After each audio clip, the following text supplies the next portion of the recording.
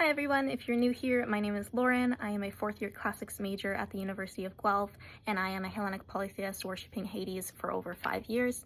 And for today's video, I'm going to be talking about how Hades was worshipped in ancient Greece. The term Pan-Hellenic refers to something that is universally understood by Greek speakers regardless of polis or politics. So in religion, this typically has to do with very basic understandings of mythological origins for certain figures as well as names. So while there was a lack of one specific word or one specific practice for certain deities in religion in ancient Greece, that doesn't mean that they didn't have overarching views of them. Poets like Homer and Hesiod certainly had an influence. Mythology was also incredibly important in religion as it allowed people to form connections with the gods and also to know more about them, which was deeply important for worship because knowing them would help you to know how to worship them. Participation in major sanctuaries likely began in the 8th century, where it was originated as a place of social and cultural learning. Specific offerings differed greatly depending on location, theme, event, season, deity, depending on their mythology, but oftentimes this tended to be animals and the blood of animals in the form of libations. Poets like Homer and Hesiod didn't invent the gods. These gods had already existed long before them in different forms. But what they did do was take those gods and create widespread epithets and images of them that would then help them to be recognized in a Pan-Hellenic society. These epics and mythology, which was often spoken orally, was very important in uniting Greece in a common sense of religion and mythology, however different and widespread it may vary from polis. Therefore, poetry and art help us greatly to understand how the ancient Greeks viewed the gods that they were worshipping. In addition to this, historian accounts and orator accounts are very useful in understanding more about the actual practices of religion. However, what happens when there are very limited representations of chthonic beings in Greek mythology? What happens when there's very little representations of Hades in poetry, in literature, in drama, and art? It can be hard to understand how the Greeks worshipped them and if they even did, which is the reason why there's a huge debate among scholars whether or not he was really worshipped. In pagan spaces, Hades tends to be worshipped as someone who helps with grief and who helps with wealth, who helps with shadow work and understanding one's hidden aspects of self, which can relate to its epithets. But how was he worshipped in ancient Greece, and does that have any similarities to how he was now? Due to literature and art, we do have some information on how the chthonic beings were worshipped. We do know that when praying to chthonic deities such as Hades, Persephone, Hecate, individuals would kneel on the ground and strike the ground. It was thought that striking the ground would help to sort of wake the god up to hear their prayers. In addition to this, prayers were sometimes whispered into the earth, with libations and offerings poured directly into the earth, as opposed to other deities who were sometimes spoken to with your hands in the air, speaking into the air, as it was believed that they were Oranic deities or sky deities. We do know that for many chthonic deities, black animals such as black rams were often offered in especially high amounts, but we have to be careful with saying that these were only chthonic offerings because there isn't solely always such thing as strictly chthonic offerings. Black animals were also offered to other gods as well. It was not something that was limited to chthonic beings.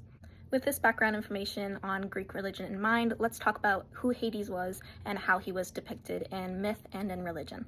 The exact origins of Hades are unknown. It's unable to see if there has been any origins in Indo-European religion, but there is theories that he may have originated as a form of a male counterpart to Zeus, being the chthonic version of Zeus. Some also believe that he may have originated as a male counterpart to Demeter or Persephone, who may have been one deity in the very beginning and then morphed into two separate deities later. But some do believe that he was kind of added in to sort of fill in the gaps of Persephone and / Demeter as one being of the underworld and their fertility aspects. Names and epithets are something that is very important in Greek religion. We have epithets for a bunch of different gods, shining Apollo, far-darting Apollo, fair-ankled Demeter. These are nicknames that we give to the gods. When it comes to chthonic deities, they tend to kind of take the place of their names, and this is largely due to fear of them and of the unknown aspects of their character. The name Hades refers to both the god Hades and the domain Hades, but typically when referring to the god, he was very, very rarely referred to as Hades. Oftentimes he was referred to as the unseen one, the host of many, the giver of wealth, Pluton, Pluto. Zeus Catonis was one of those, which means Zeus of the underworld, Zeus, the chthonic Zeus. The name Pluton specifically first appears in drama, but that also may have had its roots in Eleusis earlier. Additionally, the name Antoninus refers to Hades himself exclusively. This is used in the Homeric hymn to differentiate between Hades the god and Hades the place. Homer himself also originally said that Hades is almost indistinguishable from the place as it is the god. They are almost one and the same. Hades is widely known as the god of the underworld. Sometimes he is misunderstood as the god of death, but he is not the god of death. That is Thanatos. He is just the god of the dead. There are theories that he originally started out as more of a chthonic being, more with the fertility aspects of chthonic beings and less with the death aspects. In Hesiod, he is credited not only as the god of the underworld, but also as a god of agriculture. But gradually over the 6th and 5th centuries, Hades began to become associated more so with wealth and money due to the abundance that fertility brings from the earth. As Homer's Iliad and the Homeric hymn to Demeter tells us that there was originally a dividing of the earth and the heavens amongst the three brothers, Hades, Zeus, and Poseidon. Hades was allotted the underworld. While depictions of Hades are rare and hard to find, we do have some that tell us a lot about what the Greeks thought of his appearance, his character, and his nature. In Greek vase paintings, it is very common for Hades to be shown with long, dark hair and a cornucopia, which shows his fertility aspects rather than his gloomy death aspects, which also supports the idea that he may have been viewed more so as a fertility god than we thought in the past. However, that is not to say that he is solely viewed as the god of fertility, of course, because in some paintings his hair is portrayed as white, which shows his more underworldly, deathly aspects than just his graying aspects. He is also sometimes depicted with a scepter with an eagle on it. This is typically associated with Zeus, which means that this supports the theory that he might have been a sort of Zeus recreation. They might have taken Zeus, split him in two, and been like, okay, you are the Zeus of the underworld, and this is the Zeus of the sky. Vases are also very useful at looking at how the Greeks used the epithets in art to represent certain gods. There is a vase depicting Poseidon, Zeus, and Hades by Xenocles, in which Hades is looking away. This directly ties to his epithet where he is known as the unseen one, as he is looking away from the viewer and is not wanting to be perceived. Relatable. This also directly ties into the belief that he was not supposed to be a god that was supposed to be seen by mortals until they were dead. He's not supposed to be someone who comes up from the underworld. He's not supposed to be someone where mortals would easily come down and see him. He's supposed to be someone who is unseen, which is where the epithet, the unseen one, comes from. He is also depicted as having a cap of invisibility. In Homer's work, death is often associated with being unseen, being hidden, being mysterious, night, being covered. These are all things associated with death, so it makes sense that the cap of invisibility would be something associated with Hades. Given what we now know about ancient Greek religion and how Hades was viewed in literature and art, let's talk about the beliefs about why he may not have been worshipped, at least not in the way that we think of worship. We do have some commentary from ancient Greek authors. Pausanias himself says that he wasn't worshipped at all in anywhere but Elis. His worship in Elis was due to mythic reasons. It was believed that he helped the city against Heracles, which is why they would go in once a year. Only the priest would be allowed. He would go in once a year and come right back out, and that was supposed to kind of symbolize the finality of the underworld and how it was supposed to remain something that was unseen to mortal eyes. In addition to this, Hades did not have big temples like the other gods, whereas the other gods in Greek religion were worshipped in these big, grand gestures of festivals and Panhellenic activities across city-states. Hades was not really, except for the Eleusinian mysteries, which we'll get into in a little bit. This isn't to say that he didn't have a cult or that he didn't have people who worshipped him privately. It's just to say that he didn't have it on the large scale that the other Greek gods had. And we don't have evidence of altars or people worshipping him in historical records. We don't have that. He didn't. And one of the reasons for this is that there just wasn't a need for him to be worshipped, according to a lot of people, because he wasn't someone that was concerned with mortal needs, and he wasn't someone who the mortals would rely on, because a big thing of ancient Greek religion is the idea of reciprocity and giving something in order to receive something back. It's believed that Hades couldn't give anything back to mortals. So a big reason why many scholars believe that he wasn't worshipped was because they didn't think that devotees would need to worship him. They didn't think that they would be able to receive anything worthy back. In many of his depictions, he is not depicted as someone who helps with necromancy or someone who helps with grief or someone who helps with mortals. He is depicted solely as someone who kind of manages the dead and keeps them where they are. Now that we've discussed a little bit of the reasons why many scholars believe that he wasn't worshipped, let's get into potential evidence for reasons he was. One of the most compelling reasons, in my opinion, is his depiction of his need and requirement for funerary rites done in his name in drama and in literature. In Antoninus, Liberalis, and Metamorphoses, he is described as being enraged when he is denied his funerary rites. According to this myth, King Creon denied the funerary rites of soldiers who had died in Thebes, and Hades and Persephone were enraged by this, sending a deadly plague. Apollo's oracle was then consulted, and they were told to sacrifice 2 maidens, which they did, but they were turned into comets and spared. While this is a myth and not an example of actual religion, it does go to show that funerary rites were associated with Hades, and while this might not have been a direct form of worship, it may have been one way to honor him. But what about his cults and his oracles? We do have some examples of his cults. We talked about Elis, where the priest would go in once a year, but he was also associated with the Eleusinian mysteries, which were mainly associated with Demeter and Persephone. In these instances, he is largely viewed with more of his fertility aspects as a god that brings abundance of fertility and sort of works with Demeter in that sort of sense. He's more associated with Demeter and her aspects there than he is with his underworld aspects. But we also do have evidence that there may have been a Pluton cult in Eleusis, where he was viewed more as a vengeful figure. In this cult, we do have evidence that he may have been one to send the Erinyes to seek revenge on those who wronged him, in ways we don't fully know how.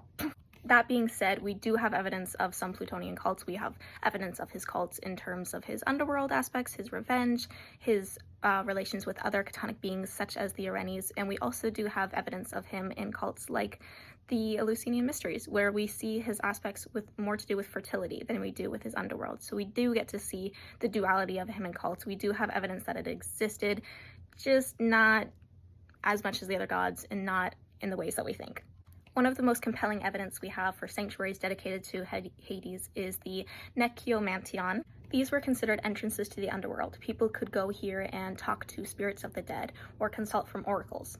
There were 4 major sites. One of the most popular and well-known ones is the river Acheron in Thesprotia, which was directly named after the Acheron. This is also further evidence of his association with the underworld and that this played a direct role in his worship and in his cults. A necromancy took place here. This is where the consultant would go into the Nekiomantion in order to encounter the ghosts of the deceased loved ones in dreams and receive signs from them. There is also evidence that a pit was dug out around a hearth fire as a form of a reversed altar to underworld gods. But certainly the most significant of these sites was the necromantic oracle of Hades in Thesprotia. Some ancient writers like Strabo believe that this was the site where Odysseus went into the underworld. Another potential evidence for Hades' presence in funerary rites and his potential worship is the brides of Hades. These were unwed virgin girls who died before they had been wed or before they had lost their virginity, and as such were viewed as being brides of Hades, often metaphorically, but sometimes literally in myths. Funerary epitaphs remaining of young unmarried girls often refer to them as the bride of Hades. In Athens, young girls were buried wearing wedding dresses and grave goods that were often described as wedding gifts, as they were being wed to Hades or in a Hades domain. One famous example is Phrasilica, a grave marker from a core statue from 540 BCE. She died unmarried and had special status as the bride of Hades. Another way Hades might have been worshipped or called upon was through curse tablets, also known as katadesmoi. Katadesmoi were clay tablets which were buried into graves. Oftentimes they were not intended for the dead themselves to cast the curses. They were more so viewed as a necessary audience that would give the curse power. They often contained inscriptions calling upon underworld chthonic gods and spirits in order to help cast this curse. Burying this curse in the grave also helped to potent its power, as it helped create contact with miasma, which was thought to help curse the victim. This ties directly into the belief that underworld gods were necessary for worship, because Persephone was worshipped in a lot of ways, and in the Eleusinian mysteries particularly, as a figure that could help change someone's fate in the underworld, giving them a good afterlife or a bad afterlife. Pindar in particular calls the underworld Persephone's domain rather than Hades' domain.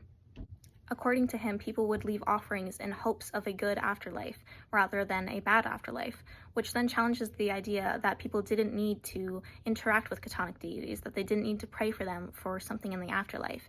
And while this does show that Hades wasn't as present as Persephone, in Pindar's writing at least, it does show that there was a need to worship chthonic deities, which provides evidence that people could have worshipped Hades for the same reason.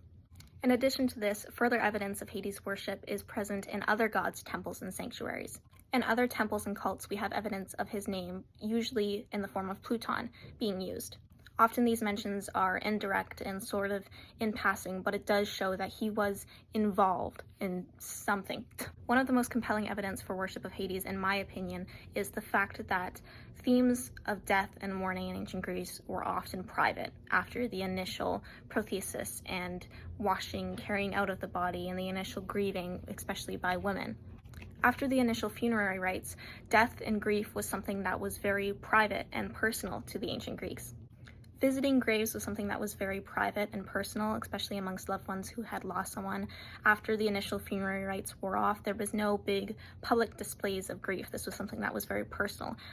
Grave goods were often offered to the spirit of the people. They were placed with the body, but they were also just sometimes offered. They would come with milk and honey and leave them on the grave as offerings for the spirit of their deceased loved ones. Sometimes these offerings included mentions of the gods by name, and while we have very little remaining of evidence of Hades being named in all this, that's not to say that he wouldn't have been useful in trying to contact people. Especially considering that Hades was described as the god of the dead or the manager of the dead. It does make sense that people would, in theory, want to communicate with their loved ones through him, that they would want to either seek his permission, that they would want to appease him in order to speak with their loved ones. The important thing to remember about all of this as well is that just because we don't have evidence doesn't mean that it doesn't exist. We can't say for certain that people didn't worship Hades in grief and in loss and in, cycles of death and rebirth. We see it nowadays in pagan spaces. People are like, oh, I work with Hades because he helps me with this, or I learned this from him. And that may not have been true in ancient Greece, but that's not to say that people in ancient Greece didn't do that at all. They might have, we don't know. For the most part, no, we don't have evidence of ancient Greeks going to Hades to cope with their loss or to cope with their grief or to seek money or to seek financial things that we see modern pagans going to Hades for. But that's not to say that it didn't happen at all. It's just to say that we don't have evidence of it happening. Another important thing to note is that Hades was quite literally known as the unseen one. He was not supposed to be seen by mortal eyes. He was not supposed to be talked about. He was not supposed to talk about his name. It was not supposed to depict him in art. They rarely did. So we don't have depictions. And if we don't have historical evidence of him through art and through myth and through, historical records, how are we going to say that he was worshipped? It's easy for us to say that he wasn't worshipped, but those things, he might have been worshipped in a much more private sense than the other gods, which would make sense according to his character. So overall, it is very hard to say whether or not Hades was actually definitively worshipped in a true, meaningful, concrete way by the ancient Greeks.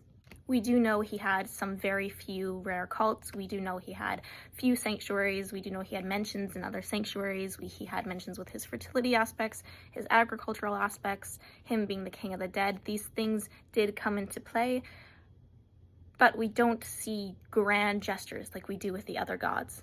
This is not to say that it didn't happen. This is just to say that in ancient Greece, for the most part, it wasn't as common as it is nowadays in pagan and Hellenic polytheist spaces. But I do hope that this video provided you with a little bit more of historical context and background. I hope that you took away something from it about how Hades was worshipped, and maybe if you are interested in sort of revitalizing it in your own practice, you can do so. However, something to keep in mind, especially with religion and spirituality, is that religions arise and deities arise as the needs of civilizations and the needs of people.